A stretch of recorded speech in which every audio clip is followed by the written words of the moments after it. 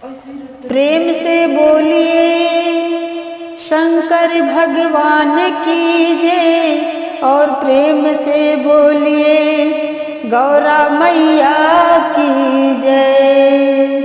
एक बार प्रेम से बोलिए सच्चे दरबार की जय। सुनाना हमारा चैनल पर आप सभी भाई बहनों का दिल से स्वागत है। आप लोगों के लिए बहुत ही सुंदर और बहुत ही प्यारा भोले जी का भोग लगाते समय का गारी गीत लेकर आई हूँ। बहुत ही सुंदर भाव है गारी का, आप लोग पूरा गाना जरूर सुनिएगा।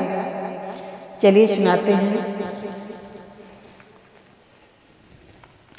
पर्वतवा के राज दुलारे करी रौरे भोजनिया, पर्वतवा के राज दुलारे करी रौरे भोजनिया, पर्वतवा के राज दुलारे करी रौरे भोजनिया।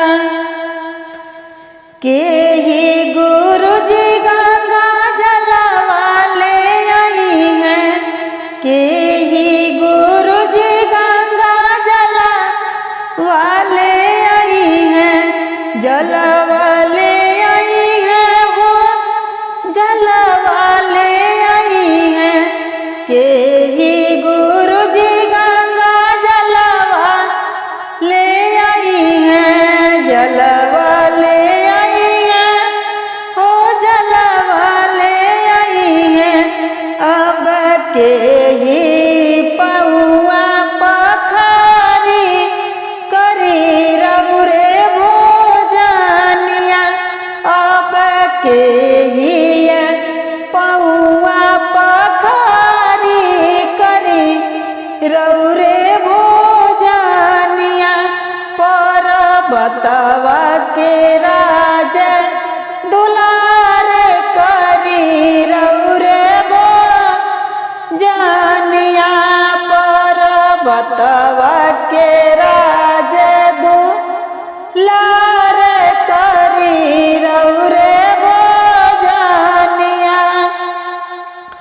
सब गुरु भैया मिली गंगा जलवा ले आई हैं, सब गुरु भैया मिली गंगा जलवा ले आई हैं, जलवा ले आई हैं, गंगा जलवा ले आई हैं। सब गुरु भैया गंगा जलवा ले आई हैं, जलवा ले आई हैं, गंगा जलवा ले आई हैं। गुरु बना लोग पौआ पखारी करी रौरे भोजनिया, गुरु बना लोग पौआ पखारी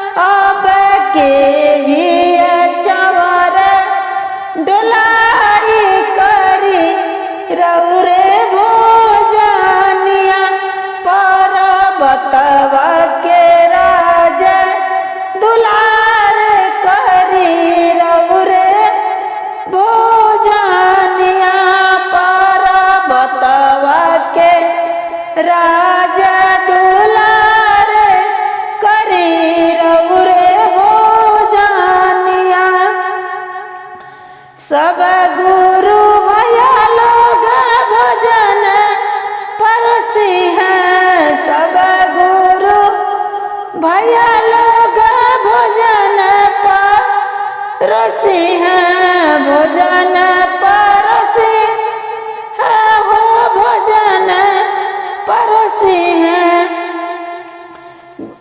सब राउर भक्त लोग भोजन परोसे हैं, राउर भक्त लोग भोजन परोसे हैं।